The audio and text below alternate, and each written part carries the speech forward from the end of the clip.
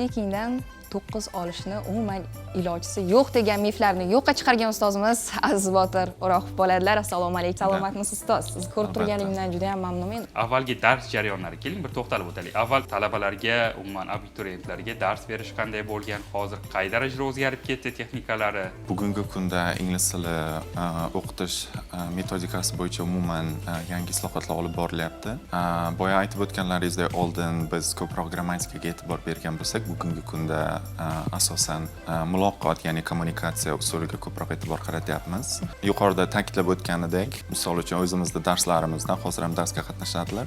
Darslarimizda, ya'ni Imperial Academy o'quv markazimizda biz asosan faqat ingliz tilida dars o'tamiz va bu o'quvchida o'sha faqatgina grammatika emas, balki u bilan birgalikda amalga oshirilishi kerak bo'lgan turli til ko'nikmalari, tinglash, o'qish, tushunish kabi ko'nikmalarni birgalikda rivojlantirish uchun eng muhim uslublardan bittasi hisoblanadi. Shunga munosib tarzda talabalarimiz ham ancha yuqori natijalar qayd etyapti. Oldingi faqat grammatika usulida emas, balki bugungi kunda haqiqiy ingliz tili muhitida yurish ular uchun yengillik olib keldi. Yengillik olib keldi. Endi siz umuman olib qaraganda IELTSdan overall 8,5, speakingdan esa 9 olgansizda. Bu o'z navbatida osonlik talab qiladigan daraja emas. IELTS olishni ham qiyin narsa deb o'ylashadi. Biz o'zimiz xayolimizda bu narsani murakkablashtiraamizmi yoki IELTS haqiqatan shunaqalik qiyinmi? Buni birinchi navbatda dangasalik deyish balki noto'g'ri bo'lishi mumkin, chunki ko'pincha o'quvchilar o'zi bilmagan sohaga kirganda birinchi navbatda o'sha sohada yurgan insonlardan maslahat so'raydi. Va oldin bizda shunday tendensiya kuchli bo'lgan, ya'ni IELTS imtihonni eshitsa, u juda qiyin va aytib o'tilgandek, misol uchun qaysidir skilllarda, qaysidir ko'nikmalarda yuqori ballni qayd etish juda qiyin deb ishonishgan. Lekin menimcha bularning hammasi o'sha o'zimiz murakkablashtiryapmiz deb o'ylayman, chunki aslida test bu sizning o'sha ingliz tilidan qanchalik darajada foydalana olishingizni baholaydigan bir test. Lekin aslida esa imtihon oluvchilar sizdan talab qiladigan narsa bu ko'proq tabiiylik va fikrlarni aniq va mantiqli ravon ifoda eta olishingiz ko'proq ahamiyat kasb etadi. Qisqa fursatda olib beramiz deb reklama beradiganlar qanchalik bir haqiqatni gapirishyapti?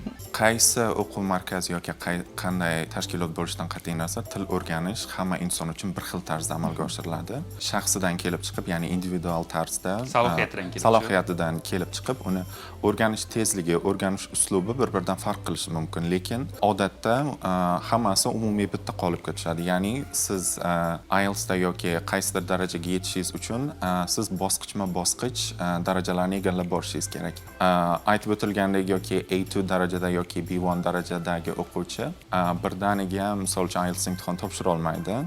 Misol uchun oldin IELTS imtihonigacha bo'lgan bosqichlarni ham bosib o'tish kerak. Birinchi navbatda mana bu hozirgi kunda hali ham bizda umumiy tushuncha o'zgargani yo'q. Hamma misol uchun grammatikasiz listening eshitmasligim kerak yoki ingliz tilini tinglamasligim kerak yoki ingliz tilida o'qimasligim kerak. Oldin men grammatikani tugatishim kerak deb o'ylaydi va bu asosiy xatolardan bittasi.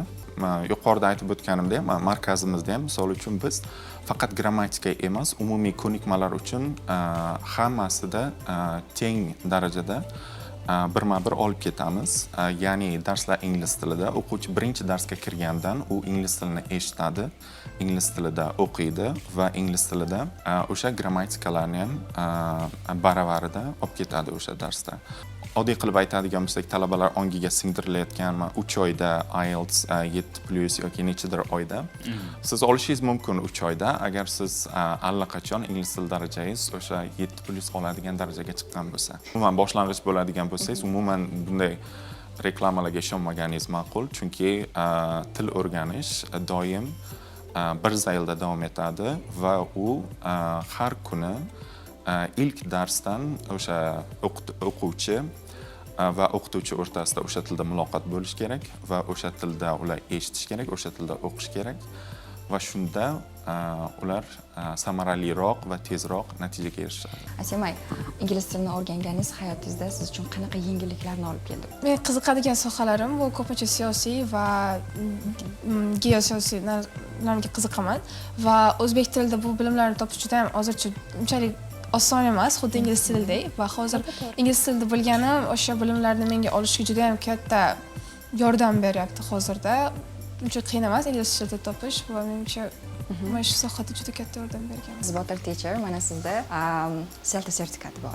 CELTA sertifikatiga ham egasiz xalqaro sertifikat. CELTA sertifikati o'zi nima narsa va ingliz tili o'qituvchisiga nima uchun muhim? CELTA sertifikati bu Cambridge University tomonidan beriladigan xalqaro ingliz tili o'qituvchisi darajasini beruvchi xalqaro tan olingan sertifikat hisoblanadi.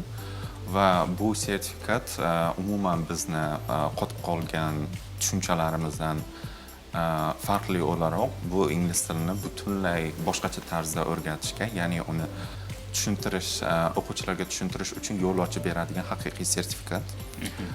Ya'ni bunda bizda odatda darslarimizda olib qaraydigan bo'lsak, odatiy mahalliy ingliz tili o'qituvchilar darslarini olib qaraydigan bo'lsak, odatda ko'proq o'qituvchi ma'ruza shaklida mavzu tushuntiradi va undan keyin talabalar faqatgina so'rab oladi yoki til umuman o'zbek tilida ingliz tili tushuntirilishi mumkin, ayrim qoidalar yoki boshqa narsalar.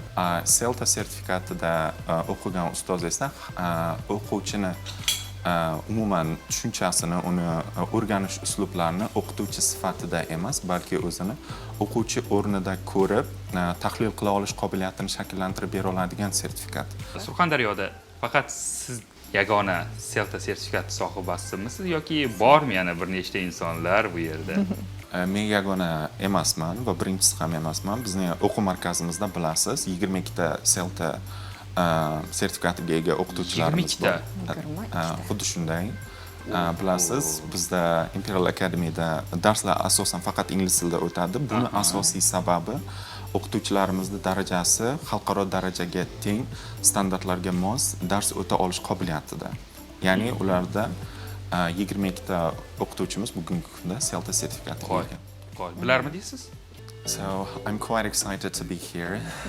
It's actually my first time to be on live TV, and I quite like the experience, and I hope that all of my colleagues will one day be here and probably bringing something more important than what we brought today.